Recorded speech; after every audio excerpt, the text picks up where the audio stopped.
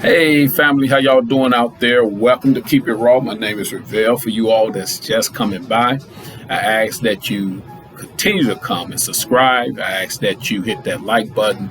I ask for you all that have subscribed to hit that notification button and begin to tell other people to come and watch Keep It Raw. This is our platform to transform. And I know I don't have all the answers. Absolutely, I don't, but I do have some. And my hope is that the answers that I do have begin to help you to think, provoke thought, and provoke action. Today, I want to address how to love a black man because this is a huge issue and it's continually causing controversy and divide, and it's affecting the black community when it comes to relationships. And it affect the family, it affect growth, and it affect in so many ways. And so the system divide works this way.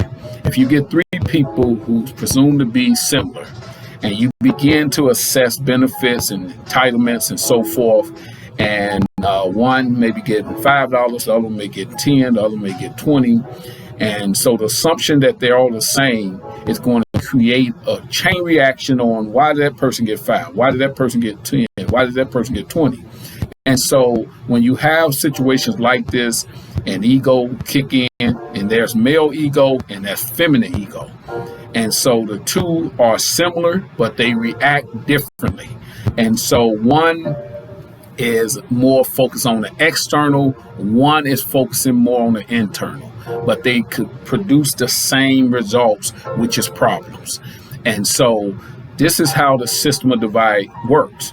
And we are being affected by this in so many ways. It's always division, division, division. And we're going to have to reject all these narratives out there. We're going to have to reject all this confusion that's debating the black man against the black woman, because what's in the midst of that is the children that's being left behind, the community that's falling apart, and so forth. We're going to have to begin to get beyond ourselves and begin to focus on what's real. And so our circumstances is different than anybody else, and I can't emphasize that enough. I cannot. We are not the same as anybody else on the planet because of our history is totally different. And so moving on, we're going to have to begin to work together.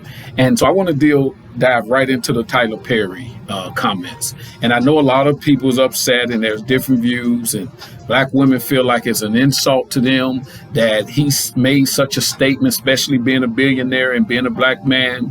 And so what he said was, in effect, that black women particularly should not reject the good man that cannot pay all the bills. And so if he can just pay the light bill, don't reject that good man. Keep that part in context. A good man. He didn't say any man. He said, don't reject that good man. And so women are saying, why is he telling us to accept less instead of telling them to do more? And so there you have it. And so he's telling you, and I've been saying this for the longest, our circumstances is different. And so you can't base the value of a good man on his monetary value. So my question is this: do you think black men do not want to take care of everything? You don't think they want to take care of their kids?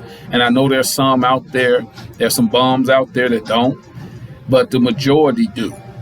They just don't have the resources in some cases, and I believe that's what Tyler Perry was giving voice to. Don't reject these men. He said he know a lot of women who have money that their men cannot even touch, but they have great relationships. And so you're going to have to begin to think outside of the narrative that society have created, because it does not apply to the black community. I can't stress that enough. So yes, if he's having make less at the moment, because later he may make more, you never know. That's the same way with Michelle Obama and Barack. When she met him, he had a one bedroom or a studio apartment with a hole in the floor of his car and so forth. And so people are upset saying, well, we shouldn't have to accept less. Who started this with this whole monetary value to determine a man? I look in the scriptures and I don't see God talking to Moses about anything. He was a good man. And so even Christ said, foxes have holes, birds have nests, and the Son of Man have not a place to lay his head. So by some people projection, he would not be an acceptable man, and yet he was a perfect man. So these evaluations that we place in going to have to stop. So what you need to do to love a black man is love him outside of all of this other external stuff. Look at who he is for who he is, his character, his values, the way he treat people, the way he love, his morals.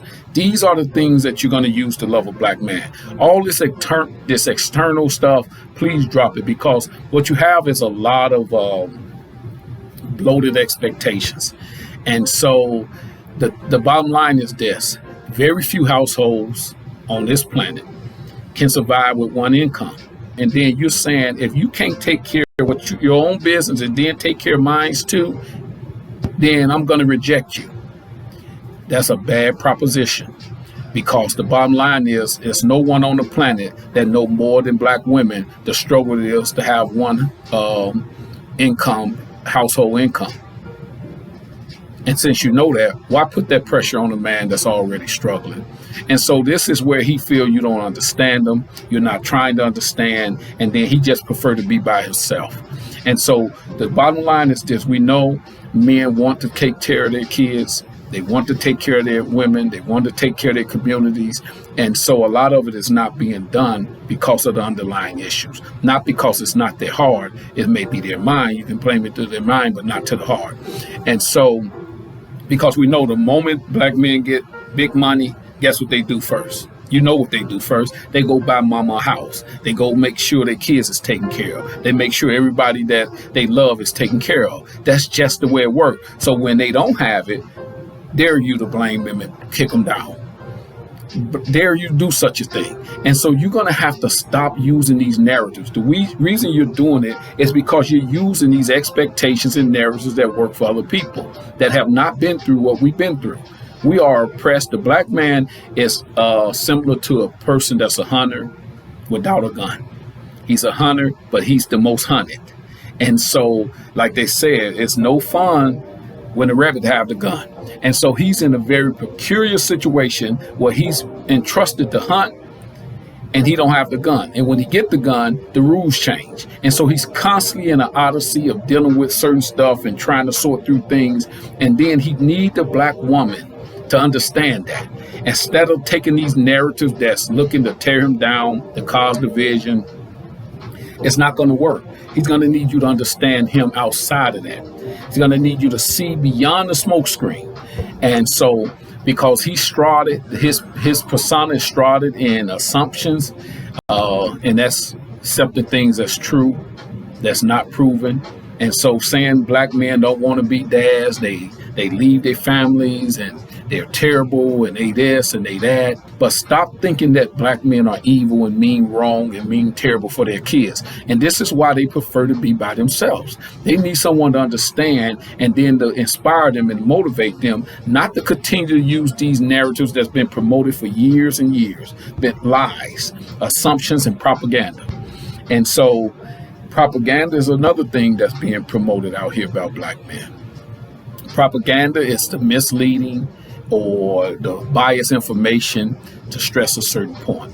And so society is constantly pointing these propagandas out here about black men as thugs, they're criminals, they're terrible. And so there we take those same narratives and look at each other in the same way. You know we're not that. If a guy's out there and he have gainful employment, the chance of him going out there stealing is very slim. But yet you have people that have big money and they still stealing, corporate crooks. And yet they're viewed in a different light than a brother that's out trying to survive and support his family. He's looking and as a terrible person. He got this image placed on him as he's a terrible person. And so we're going to have to stop using these assumptions and propaganda and see beyond the smokescreen. And often black success is used as a prop instead of something to benefit us and to lift us up. It's used as a tool of defeat, as tokenism. And so you have a person lifted up and the question becomes, well, if they did it, why you can't do it? If they did it, why you can't do it? And we better wake up. We better wake up. We better wake up. And so it's used as a tokenism. And so they'll let some people in and then close the door to the other ones. And then the other ones that's trying to get in is frustrated. They trying to get in. They see one person got in, but the word done went out. Don't let the other ones in. That's why you have one Tyler Perry. That's why you have one Oprah. That's why you have the situation where you have one Obama. Since he's been in office, you haven't had a credible candidate. It's credible men out there. And so that's the reason why you have the whole situation with the LeBron and Jordan thing. It's like only one person can be up top in the black community, and they don't want the other ones to be up top, 2 and 3, 4, 5, or they'll seek to tear them down. That's just the way it works. And for us not to understand this, and for women to not understand this about black men, and so you're using one saying, well, he did it, why you're not doing it? You better wake up. You better wake up, and you better wake up fast. Because, see, your success is often baited against his lack of success. And so you're looking at somebody that have made it that's often a token, whether they realize it or not. Because a person that becomes successful black and they don't stay in touch with their culture and their roots, they begin to think that they did this in spite of all, as though these other people do not have what it takes. There's other people out there just as talented as a Denzel. That's not Denzel's position. There's people out there that have skills like Tyler Perry or better that's not in his position. Do you understand that there's people out here that can play ball as well as LeBron that's not in his position? There's people out here that can rap better than the greatest rapper and not in their position. So you have to understand this and stop looking at these false narratives and false assumptions and see the pattern that's created. And it become a broken record syndrome. Promote the worst of the black man, and you do this over and over, and then every now and then throw a little carrot. So you do create a lot of bad and then a little good, and it creates the system that I've talked about, the division. And so we're going to have to begin to understand that. And that division creates infighting. It creates that divide of why he can't do it, why she can't do it, why black men ain't this, why black men are not that. They need you to see beyond the smoke screen and begin to love them and understand that they want to be a blessing. They want to supply things for their kids. It's nothing better than to see their kids and their family happy, their community happy, and because they dealing with so much other stuff that sometimes they're not able to do that. And so to dismiss them as a good man because they're not, that's a terrible thing.